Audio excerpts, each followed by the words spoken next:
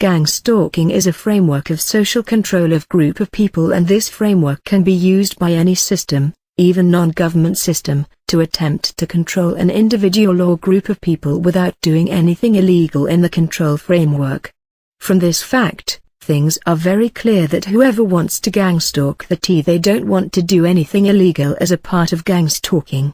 Gang stalking allows to inflict enormous pain to the T. Gang stalking is planned in such a way the actions involved in the T gang stalking are designed considering the loopholes in the law. Once the stalkers are successful in turning the perception of the T develops mood disorder. And for the perp, programmed anchors when occur normally in life will trigger a bad mood for the T, even if it is a normal life occurrence and not the GS event. And the T views all the person who displays this gesture or anchor as a perp because of the influence of the forced mood disorder. T gang stalking spoils the ego identity and confidence of the T and don't allow the T to reach a successful life. If the T achieves successful life or influential life, then the T cannot be controlled. Consider a case where if the RU government know that a particular person will compulsorily involve in crime or antisocial activities, then the government can confine them. For example, psychopathic person will compulsorily harm public and this type of people will be confined.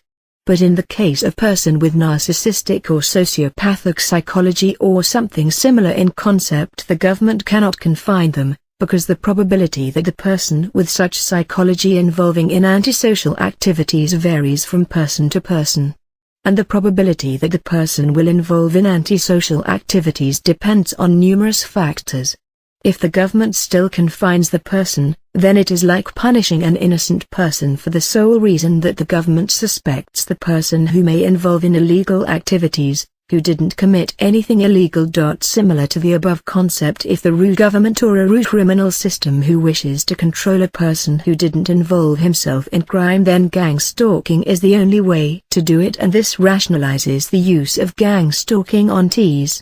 Consider a T going to a shopping mall and perps managers are planning for a GS in the shopping mall. To perform GS in the shopping mall they require people to perform GS. Not just one or two can do GS in a shopping mall. Now to perform GS they can request people in the mall to GS, which requires time. By the time the perp managers request each and everyone, the T will finish shopping and leave the mall. Or the perp managers can mobilize the part-time gang stalkers to mall from volunteers group who know how to gang stalk and can do gang stalking with less supervision. If the perps or gang stalking planners want to perfectly determine the outcome of gang stalking, they should involve trained gang stalkers who has prior gang stalking experience. And if this case is true, if there are part-time gang stalkers and if they are trained prior, then GS activity is pre-planned and well-managed activity with huge fund.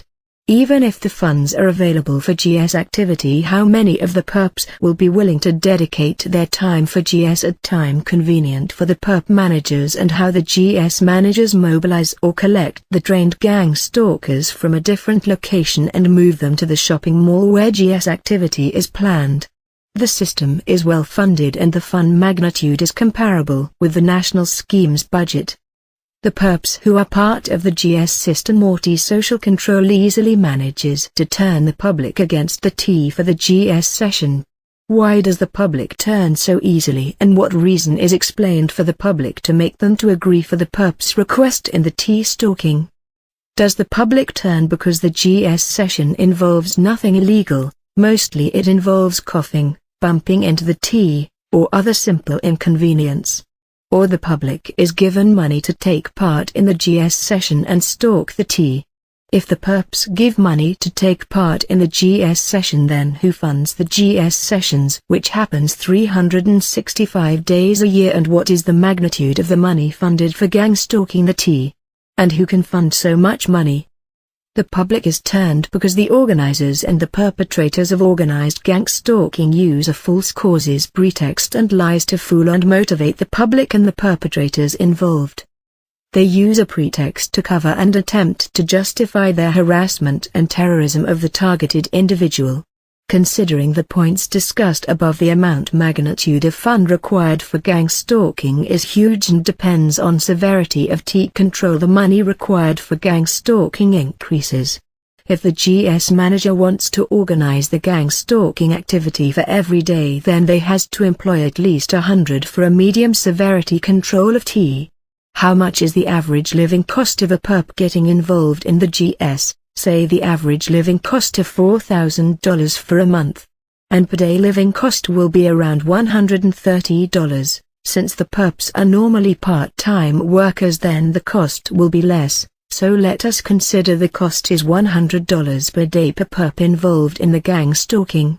So for 100 perps per day the cost will be $10,000 and per year cost will be $3,600,000. $3.6 million per year, only for part-time workers. This cost is excluding the professionals like psychologist, public department resources, GS managers, GS perps mobilizers, cost for transportation, cost of the machines in the case of DU, V2S or V2K, technologies such as remote neural monitoring and mind control and their operation cost. And cost for research for GS and aiding technologies? What is the cost for gang stalking across countries? What will be the total cost? What is the maximum money any non-governmental organization can collect? Will any non-governmental organization